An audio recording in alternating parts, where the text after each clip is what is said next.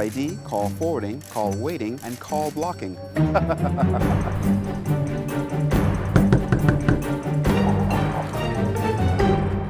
I think it's time you cut the blue wire. Cut the blue wire. Save up to $250 on your phone features with RevVoice. Get RevVoice. Save money. Good evening, Bahamas. Coming up tonight, possible progress in opening the multi-billion-dollar Baha Mar resort. The Prime Minister speaks up on the Panama Papers, and 2 killed overnight in 2 separate shootings.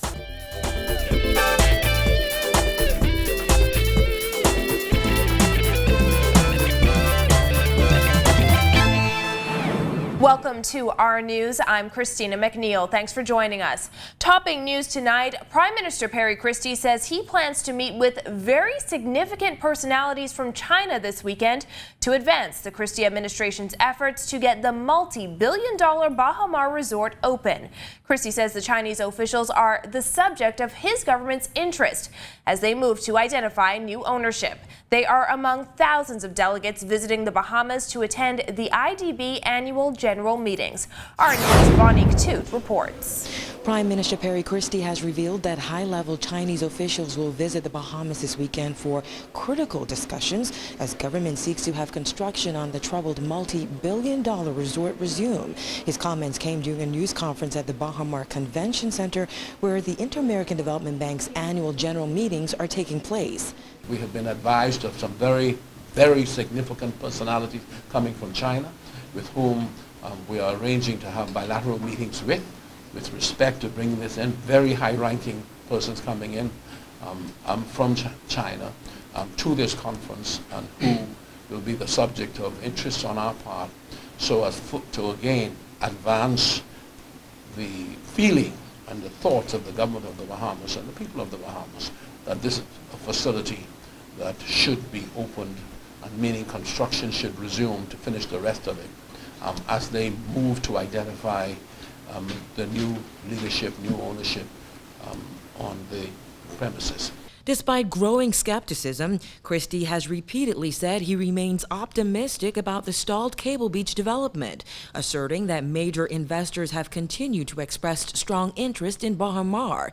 Today, he told reporters that no effort would be spared in getting the resort completed and open. So when you walk around this convention center and you see the delegates who come in, who will have the benefit of it and see its beauty and see its meaning and see its size, then you know the potential for Baha Mar and why it is so critical to the country to be able to get past the stage we're at now to make it happen.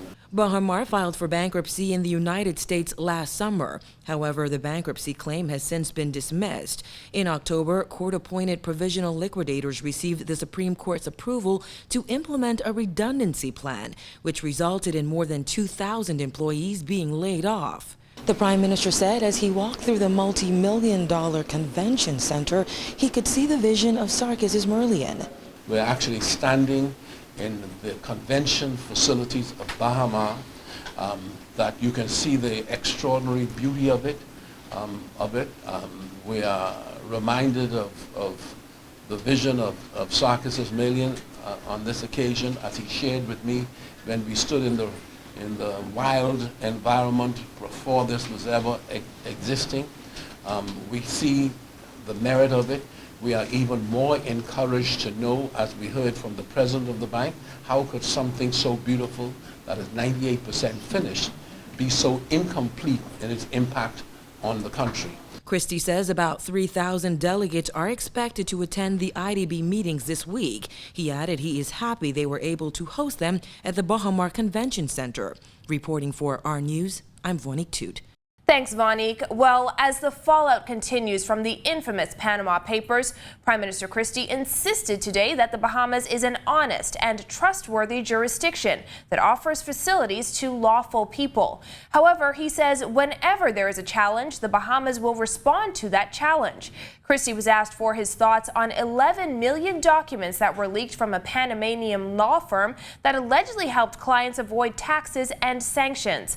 According to reports, a Bahamian bishop allegedly helped to establish an offshore fund in the Bahamas, which enabled British Prime Minister David Cameron's father to dodge taxes in the United Kingdom. But here in the Bahamas, we feel that what we have established here, that we have been in compliance, we're still in compliance, and we have a jurisdiction that is an honest, trustworthy jurisdiction. But we stress that it's a jurisdiction where we offer facilities to people that are lawful and permissible. And whenever there is a question, we respond to that question. Whenever there's a challenge, we respond to that challenge. The Bahamas is listed in the files as the third most popular tax haven. However, Christie says in everything, the truth will come out. And so one can't deny the truth. It is just always a challenge when people leak things. It's a challenge to countries that have laws, and when the laws are breached. We sit and we say, when you ask us about anti-money laundering, we have passed the strongest legislation. When you ask us about anti-terrorism legislation, we have the strongest legislation. When you ask us to be accountable, we have demonstrated we have a transparent and accountable jurisdiction. All of these things we do. And many times we have to sit and watch jurisdictions that are imposing these standards on us. They don't have the same strict adherence to these things that they're asking us to have. Financial Services Minister Hope Strawn has called the leaks disconcerting. In other news, 2 men were murdered in separate incidents last night. The latest victim is a businessman who police say was killed senselessly by a gunman who robbed his store in Yellow Elder Gardens. Just 2 hours before that, a gunman driving a jitney visited a home in Ridgeland Park West, killing a man and wounding 2 women. Vonique Toot has the details. Christina, it all started here on Ridgeland Park West shortly after 7 p.m.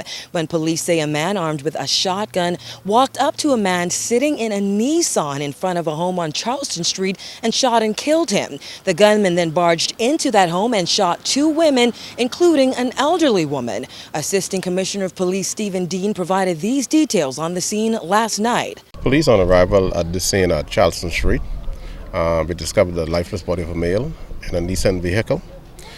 We also met an elderly female along with a younger adult female, both with gunshot wounds to the body. They were transported to the hospital. We believe the younger female the condition might be serious. The other female is non-life-threatening. Charleston Street resident Naomi Brown says she was inside her home when she heard gunshots being fired. I heard 2 shots. Very, very loud shots. I've never heard shots like that in all my life. But I looked out here, I looked that way and I looked that way, and there was nobody.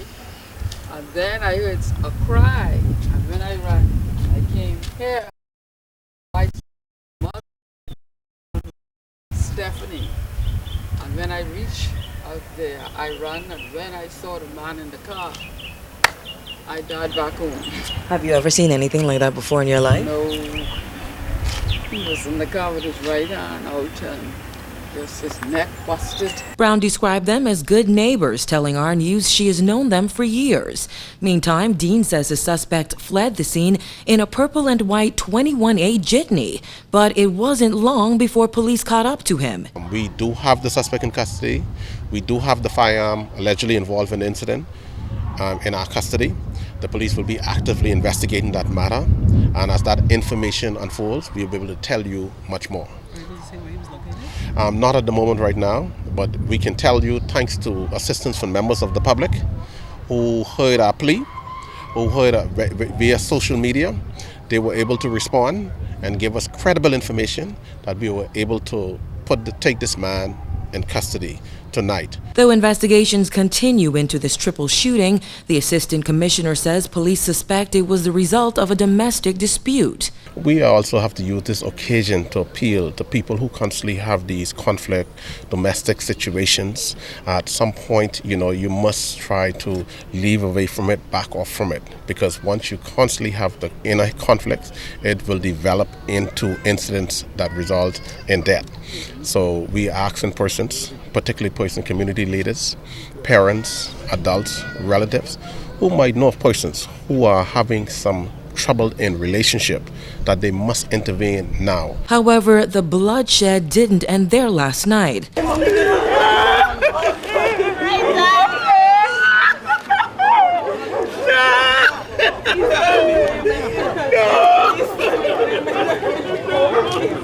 Over in Yellow Elder Gardens, relatives of a businessman robbed and killed in his Malvern Road store were inconsolable last night as his body was removed from a pool of blood on the floor and placed in the back of a van. Dean called his killing senseless. We are now investigating what we can only describe as a senseless murder. We can tell you that around 9, the proprietor of a convenience store on Malvern Road was in the store when a lone gunman came inside, approached, demanded cash, and the gunman shot him and took some cash and fled on foot. Dean appealed to Yellow Elder residents to come forward with information. This is a murder we must solve, like we are trying to solve other murders, but this is a senseless murder. An innocent man has lost his life tonight. And so we have taken all the stocks out. Everybody is out. All of our people, senior command of the RBPF, junior command, we are out in full support tonight. We must be able to find this person tonight. We must be able to find this robber tonight. This person who came here to cause harm, cause grief to a family. Reporting for our news, I'm Vonnie Toot. Well, police are also investigating a shooting incident which happened in Churchill subdivision off Soldier Road around 9:30 p.m. Assistant Commissioner Dean says the victim is listed in serious condition in hospital. We know that a male was shot and the male was transported to the hospital where he's in stable condition. Any motive for that? No, not preliminary inquiries right now. We don't have any motive. Investigations continue. After the break, as questions over lotteries in the Bahamas continue, the man behind the first local live draw is defending his venture. Stay with us.